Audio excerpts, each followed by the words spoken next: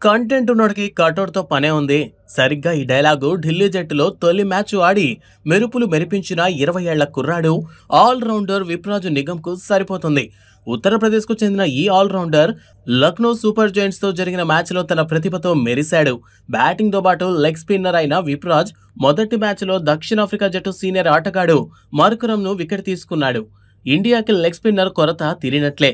అనిల్ కుంబ్లే తర్వాత ఇండియాకి సరైన లెగ్ స్పిన్నర్ దొరకలేదు.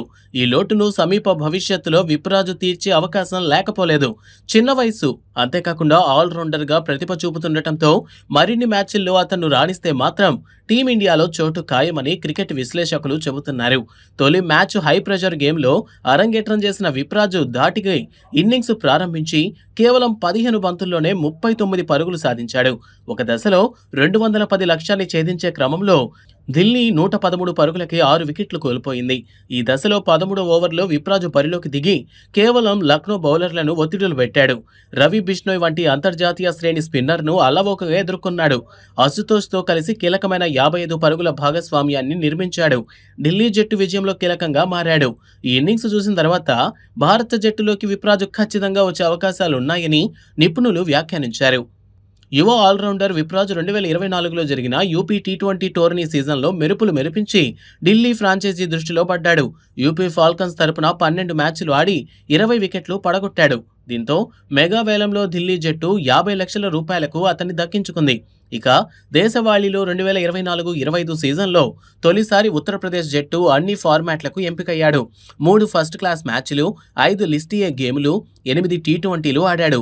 పశ్చిమ బెంగాల్పై ఆడిన రంజీ మ్యాచ్లో నిగమ్ తొలి ఇన్నింగ్స్లో 4 కీలక వికెట్లను పడగొట్టాడు. వీరిలో అంతర్జాతీయ ఆటగాడు వృద్ధిమాన్ సాహా కూడా ఉన్నాడు. ఇక రెండో ఇన్నింగ్స్లో కూడా ముఖ్యమైన 2 వికెట్లు సాధించాడు.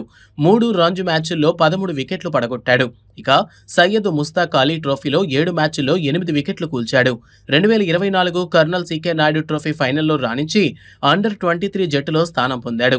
2004లో జన్మించిన విప్రాజ్ తొలుత అండర్-19 వరకు బ్యాటర్గానే కొనసాగాడు. కానీ ఆ తర్వాత అతడు క్రమంగా లెగ్ స్పిన్ బౌలింగ్లో రాటుదేలాడు. తొలి రోజుల్లో బంతిని తిప్పేందుకు చాలా కష్టపడేవాడు. చివరికి మంచి టర్నింగ్ సాధించి ఇప్పుడు ఆకట్టుకుంటున్నాడు.